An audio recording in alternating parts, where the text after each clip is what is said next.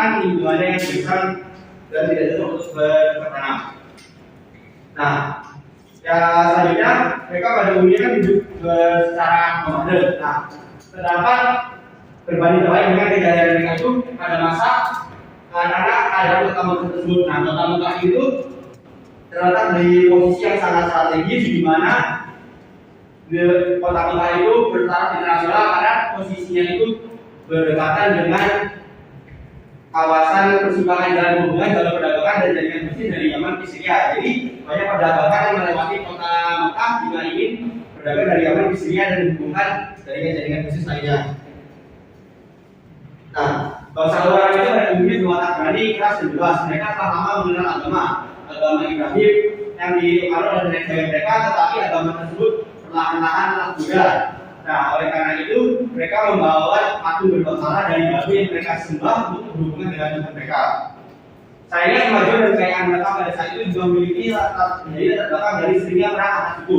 Interaksi antar suku tidak menganggap konsep kesetaraan, tetapi yang kuat memberikan yang lemah, sehingga suku satu dan suku lainnya saling berperang untuk memperebutkan sumber daya alam maupun perbudakan.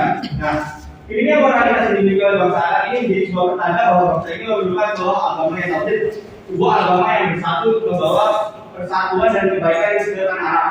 Oleh karena itu, agama Islam muncul di tanah Arab.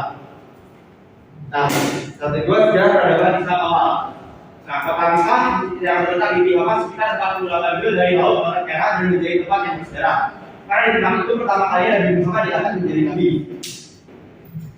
Nabi Muhammad diangkat menjadi nabi pada umur 40 tahun di Gua Hira. Pada saat itu Nabi Muhammad sedang bersemedi di gua bersama kubur, bukan hanya yang dirinya melainkan justru tentang warga Mekah yang harus utamanya yang juga bersalah.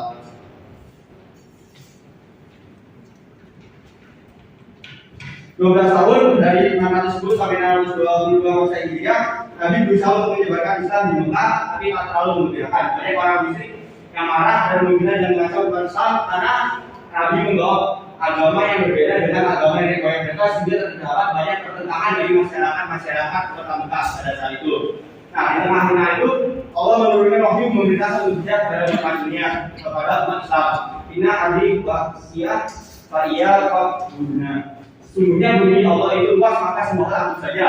Nah, ayat ini ditafsirkan oleh Nabi dan penganut agama Islam saat itu sebagai perintah untuk hijrah. Nah, Nabi Muhammad SAW saat itu menunjuk Madinah sebagai tempat hijrah selanjutnya untuk menyebarkan agama Islam. Nah, kehadiran umat Islam di kota Madinah mendapat sambutan yang hangat dari masyarakatnya, tidak seperti di Mekah. Nabi SAW diangkat sebagai kepala negara. Salah satu keputusan politik Nabi pada saat itu adalah sebuah kata politik yang disebut sebagai Piagam Madinah.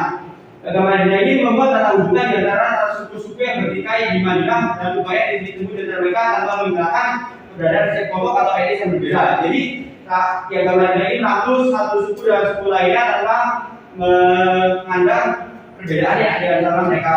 Nah, melalui piagam tersebut diketahui bahwa Nabi berusaha sebagai wasit tengah konflik dan perang antar suku yang di Madinah yang sudah berlangsung selama 120 tahun. Jadi dengan piagam Madinah ini, Nabi Muhammad SAW membawa perdamaian kepada Madinah di antara gejolaknya perang suku yang terjadi pada saat itu. Nah, 1.3 kemajuan pada Islam. Setelah Nabi wafat, Islam malahan terus-menerus melakukan perkembangan dan pencapaian luar biasa di semua bidang.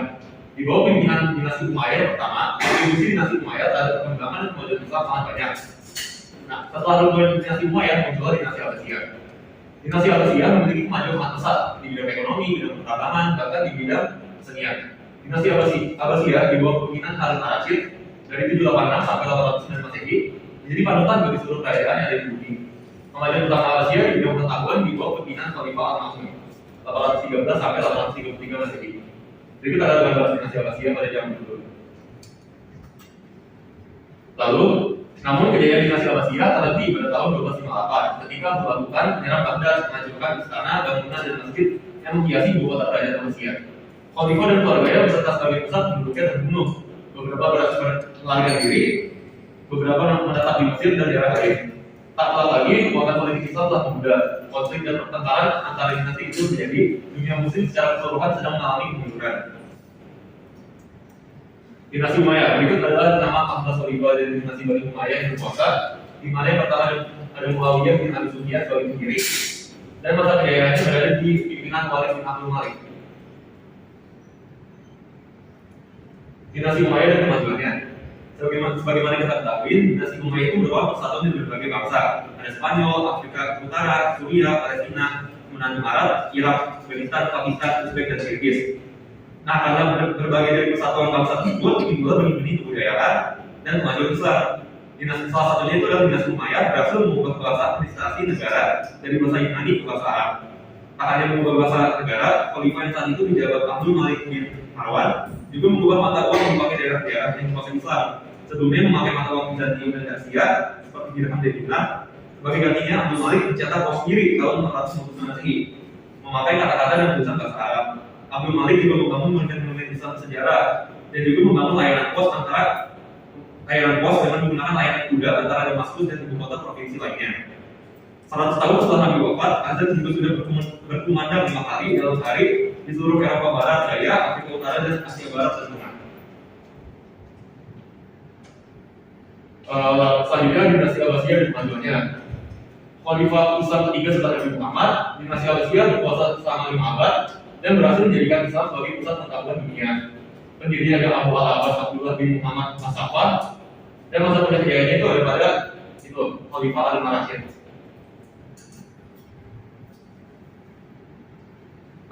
Perempuan Abbasiyah ini merupakan gambar dari kekuasaan Khalifah Abbasiyah. Dinasti Abbasiyah itu runtuh akibat invasi Mongol yang dibikin oleh Genghis Khan. Lalu terjadilah perpindahan umat Islam secara besar-besaran pada abad ke-14 ke daerah India dan Asia Tenggara. Islam tersebar melalui jalur perdagangan dan pernikahan. Akibat dari keruntuhan Abbasiyah tersebut, banyak dari umat Islam itu yang mulai berpindah ke Pulau Melayu, yang itu sebagai garda terdepan bagi kapal-kapal dagang dari arah barat. Datangnya umat Islam yang berminat tersebut melalui jalur perdagangan dan jalur pernikahan. Hal tersebut mengakibatkan Islam masuk Nusantara pada awal abad ke-13, yaitu pada seperti ditunjukkan dengan munculnya kerajaan Islam seperti Samudra Pasai dan Kesultanan Malaka. Kesimpulan, daerah Jazirah Arab memang dulu sudah menjadi kota yang cukup maju dan menjadi pusat perdagangan. Akan tetapi, sifat masyarakatnya yang berdiamlah yang mengatur perkembangan budaya tersebut. Lalu datanglah Nabi Muhammad yang mengubah semuanya. Kedatangan Nabi membawa harapan dan semangat baru di bawah naungan agama Islam. Nabi menyebarkan ajaran-ajaran Islam dan wahi-wahi Allah. Bahkan setelah Nabi meninggal pun, Islam terus-menerus berkembang di bawah dinasti Umayyah lalu dinasti Abbasiyah. Bahkan sampai pada saat ini, Islam diharapkan akan terus-menerus berkembang jadi agamanya penuh dengan manfaat bagi alam semesta. Ini adalah referensi kita dalam menulis makalah tentang poin. Ya, sekian dari kelompok kami. Assalamualaikum warahmatullahi wabarakatuh.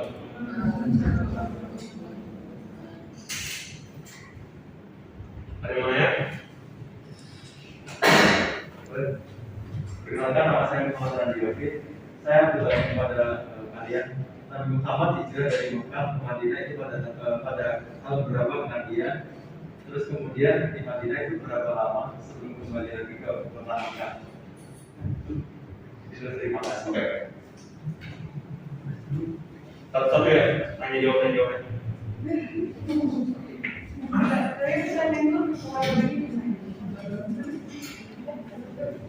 Bahwa di kota Madinah selama 10 tahun menggunakan metode yang Islam. Terima kasih. Amin. Thank you.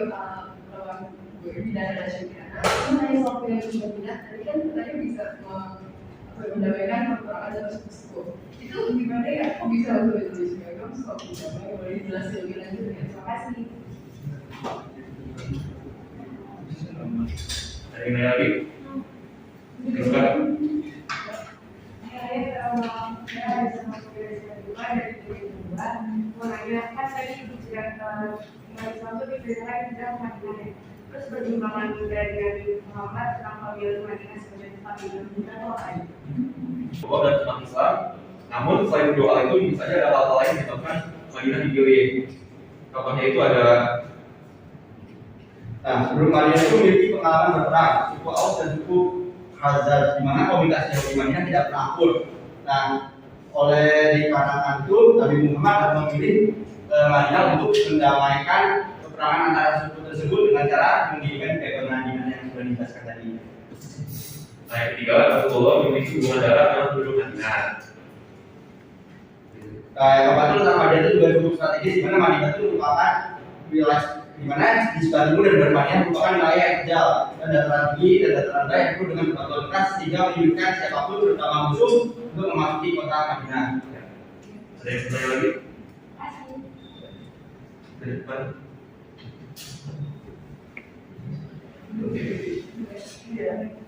Kemarin aku pernah di Madinah, menanya, tadi kan dan alasan lain dari mama hijrah ke Madinah, tapi selain ke Madinah itu kata kamu.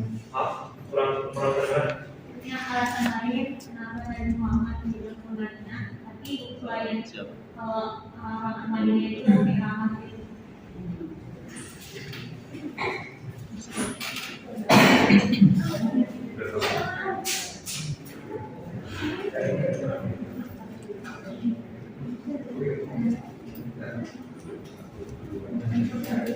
Jadi alasan Nabi Muhammad pilih Madinah ya. Alasannya itu ada 4 ya. Yang pertama itu Nabi Muhammad pilih Madinah dikarenakan penduduk Madinah sudah berbayat kepada Rasulullah. Meski dalam bayat Abu Bakar pertama dan kedua, itu jadi modal tahun bagi Rasulullah dan umatnya kan untuk memilih Madinah. Lalu yang kedua, Yang kedua itu belum ada memiliki pengalaman berperang soal dan tugas di dalam komunitas Yahudi Madinah tidak pernah akur. Nah, tetapi tercatat sekitar 10 kali peperangan yang dilalui suku di Madinah. Nah, perang Uhud itu merupakan perang besar dan terjadi 5 tahun sebelum Rasul hijrah. Ketika Rasul dari Samanta, masyarakat Madinah menjadi bersatu dan tidak pernah saling Nabi. Perlu diketahui pengalaman ini menjadi suatu ajaran penting bagi agama Islam, di mana Nabi Muhammad memilih Madinah untuk mendamaikan perang yang terjadi di Madinah dan mendirikan agama Madinah. terus yang ketiga, Rasulullah memiliki hubungan darah dan penduduk Madinah. Lalu yang keempat, Tetap geografis Madinah yang strategis di mana sulit bagi musuh untuk menyerang kota Madinah. gimana? Kenalin Pak, banyak pengalaman tadi hijrah dari Mekah ke Madinah. Itu alasan kenapa Nabi hijrah dari Mekah ke Madinah. Maksudnya bukan kenapa Madinah, tapi alasan kenapa dari Mekah aja. Masuk. Soalnya kan emang udah jelas kalau misalnya di Mekah itu Nabi Muhammad tidak mendapat sambutan yang baik dari masyarakatnya.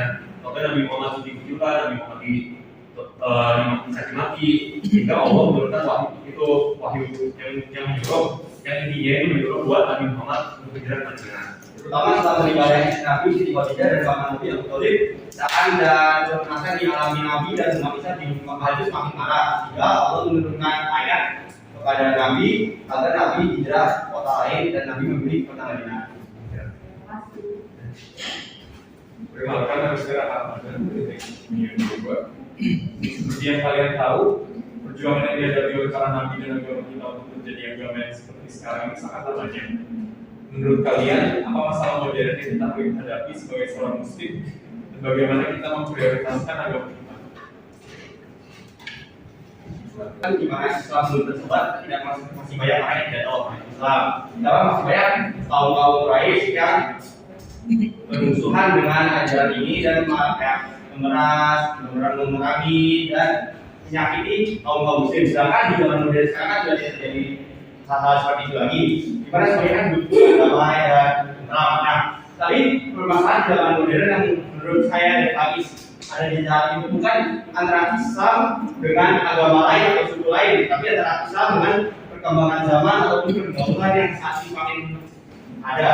Sebenarnya kayak di Indonesia, di mana Indonesia itu merupakan negara dengan penduduk Islam terbesar, tapi kayak kita lihat di sekeliling kita ataupun di masyarakat luas masih banyak terdapat contoh-contoh pergaulan buruk yang seharusnya tidak dilakukan oleh penganut agama Islam seperti judi, narkoba, mabuk-mabukan, pergaulan bebas dan lain sebagainya. Nah, cara kita menghadapi permasalahan ini adalah dengan cara kita terus menganut agama Islam dengan kepercayaan yang kuat dan terus menjalankan hal-hal yang diwajibkan dan menjauhi larangan-larangannya. Nah, itu. Ya, bagaimana ya? Pertama, nama saya Putra Lisangga dari Teknik Kimia 2022. Kan seperti yang sudah dijelaskan tadi, perjuangan Nabi Muhammad kan besar banget ya.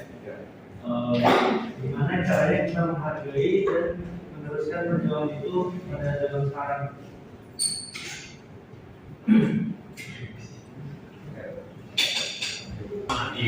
Kan seperti kita baru tadi dijelaskan, kalau zaman dulu kan perselisihan antara pondok antara agama ya, kayak dengan Islam dengan suku Kroik, agama Islam dengan mafia gitu kan. Tapi kalau zaman sekarang itu lebih ke antara agama Islam dengan perkembangan zaman, agama Islam dengan perubahan lingkungan sosial dan lain-lain.